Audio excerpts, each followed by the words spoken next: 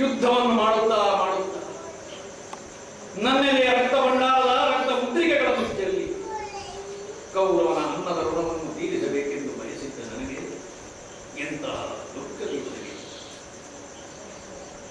ನೆಲ ಕುಸಿ ರಥ ಕುಸಿ ರಥ ಕುಸಿದರೆ ಅದನ್ನು ಮೇಲೆತ್ತಿಕೊಳ್ಳಬಹುದು, ಬದಲಿಸಬಹುದು. ನೆಲ ಕುಸಿದರೆ ಅದನ್ನಾದರೂ ಬದಲಿಸಿಕೊಳ್ಳಬಹುದು. ಆದರೆ ಬರೆದ ಬರಹವನ್ನು ಬದಲಿಸುವುದಕ್ಕೆ ಸಾಧ್ಯ ಶಿವನೇ. ಗೆಲುವಿಗೆ ಅನೇಕ ಸರದಾರರು, ಸೋಲು ಅನಾಥ. ಏಕಲವ್ಯನ ಬೆರಳನ್ನು ಕತ್ತರಿಸುವಲ್ಲಿ ದ್ರೋಣ, ಅರ್ಜುನನೇ ಕಾರಣ.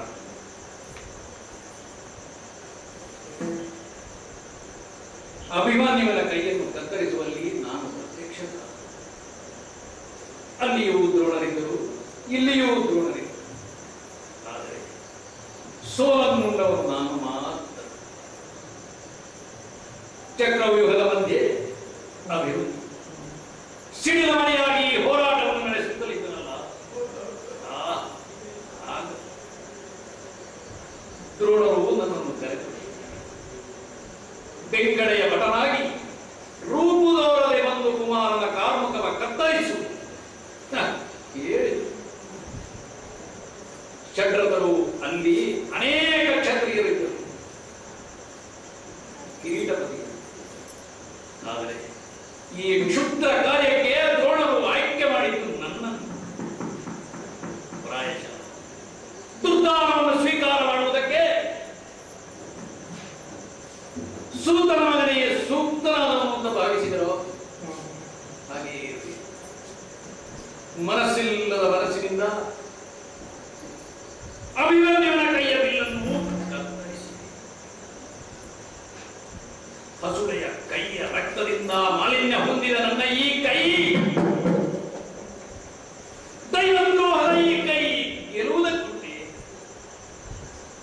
ತುಂಬಿದ ರಾಜಸಭೆಯಲ್ಲಿ ಚಂದ್ರವಂಶಕ್ಕೆ ಸೊಸೆಯಾಗಿ ಬಂದಂತಹ ಆ ದ್ರೌಪದಿ, ತ್ರಿಪುರನಂದಿನಿ ಆ ಯಜ್ಞ ಸಂಭವೆ, ಅವಳ ಕಬರಿ ಭಾರಕ್ಕೆ ಕೈ ಇಕ್ಕಿ ಮಾನಭಂಗದ ಯತ್ನವನ್ನು ನಾವು ನಡೆಸಲು ಎಸೆಸಿದ್ದೇವೆ. ಕೈ ತಟ್ಟಿ ಪ್ರೋತ್ಸಾಹಿಸಿದವನು ಈ ಧರ್ಮದ್ರೋಹಕ್ಕೆ ನನಗಾದ ಶಾಸನವೇ ಶಿವನೇ. ಅಂತೂ ಕರುಣಾರ್ಜುನರ ಯುದ್ಧ ಒಂದು ಘಟ್ಟಕ್ಕೆ ಬಂದು ಮುಗಿತು.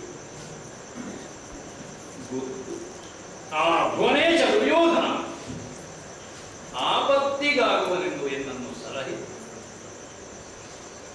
ಶರಪರೀಕ್ಷಾರಕದಲ್ಲಿ ಅರ್ಜುನನನ್ನು ನಾನು ಗೊಂದಕ್ಕೆ ಆಮಂತ್ರಿಸಿದಾಗ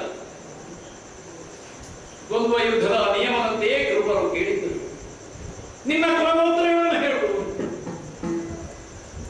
ಆಗ ಉತ್ತರವಿಲ್ಲದೆ ನಾನು ನೆಲನೋಟಕನಾಗಬೇಕಾಗಿ ಬಂತು.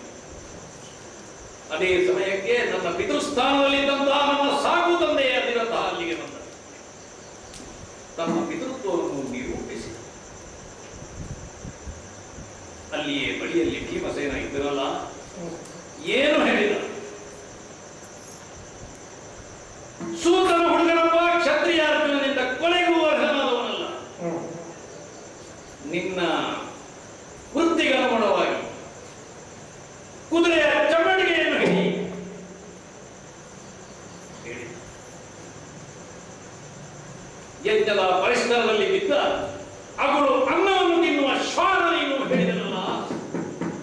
ಅಬ್ಬಾ, ಭೀಮನ ಮರ್ಮವಿಧಕವಾದ ಮಾತೆ. ಆತ್ಮಹತ್ಯೆಯನ್ನು ಮಾಡಿಕೊಳ್ಳುವ ಸಂದರ್ಭ ನನಗೆ ಒದಗಿ ಬಂದಿದೆ.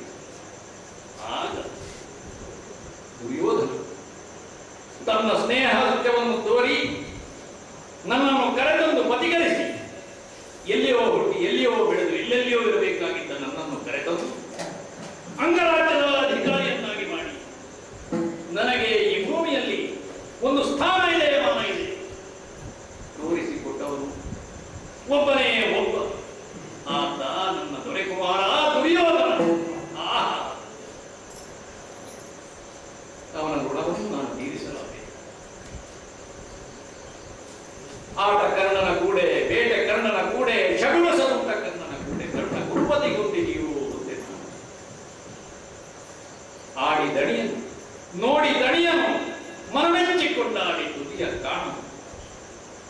ಶಿವನೇ, ಅರಮನೆಯೆಂದಿಲ್ಲ, ಆಸ್ಥಾನವೆಂದಿಲ್ಲ, ಉದ್ಯಾನವೆಂದಿಲ್ಲ. ಎಲ್ಲಿ ನೋಡಿದರಲ್ಲಿ ನನ್ನ ದೊರೆ ದುರ್ಯೋಧನ ನನಗೆ ತೋರಿದ ನಿರ್ವ್ಯಾಜ ಪ್ರೇಮ, ಅದಕ್ಕೆ ನನ್ನ ಎದೆ ಗುಂಡಿಗೆ ರಕ್ತವನ್ನೇ ನಾನು ಚೆಲ್ಲಿದರೂ, ತೋರಿಸಿದರೂ, ಕಳಕೊಂಡರೂ ಅದು ಕಡಿಮೆಯಾಗಿರುತ್ತದೆ. ತನ್ನ ಸಹೋದರರು, ತನ್ನ ಮಕ್ಕಳು ಈ ರಣಮುಖದಲ್ಲಿ ಒಬ್ಬೊಬ್ಬರೇ ಸತ್ತಾಗ ಕರ್ಣನೊಬ್ಬನು ಬದುಕಿ ಬಾಳಿದರೆ ಸಾಕು. ಅವನ ಮುಖದ ಗೆಲುವಿನಲ್ಲಿ ಸತ್ತವರ ನೋವನ್ನು ನಾನು ಮರೆತೇನು ಅಂತ ಭಾವಿಸಿದನು. ಅಂತಹ ದೊರೆಯ ಋಣವನ್ನು ನಾನು ತೀರಿಸಿದೆ. ನೆತ್ತವನಾಡೆ ಭಾನುಮತಿ ಸೋಲವ ನೀವುದೆಂದು ಸೋತಾಗ ಕೊರಳ ಹಾರಕ್ಕೆ ಕೈಯಿಕ್ಕಿದ ಸಂದರ್ಭ ಅದು. ಮುತ್ತಿನ ಲಂಬಣಂ ಪರಿಯೇ, ಮುತ್ತಿನ ಕೇಳನೆ ನೆನೆನೆನೆದು ನೆನೆನೆನೆದು ಆ ಭೂಗೋತ್ತಮ ದುರ್ಯೋಧನ ಚೆಲ್ಲಿನ ಮುತ್ತುಗಳನ್ನು ಆಯುತ್ತಲಿದ್ದ. ಆದರೂ ಕರ್ಣನನ್ನು ಆಕ್ಷೇಪಿಸಿದವನನ್ನು, ಅಂತಹ ದೊರೆಯನ್ನು ನಾನು ಮರೆತವನೇ. ಭೀಷ್ಮರು, ಮಹಾರಥರು, ಕೌರವನ ಇಬ್ಬರು ಸೇನಾಧಿಪತಿಗಳು, ಕುರುಕುಲದ ಆಧಾರ ಸ್ತಂಭ. ಶಿವನೇ, ಕಾಲಸ್ಯ ಕುಟಿಲಾದ ಅಪಕರ್ಷಕ್ಕೆ ತುತ್ತಾಗಿ ಸೋತರು. ಆದರೆ ಒಬ್ಬ ಕರ್ಣ ಇನ್ನೂ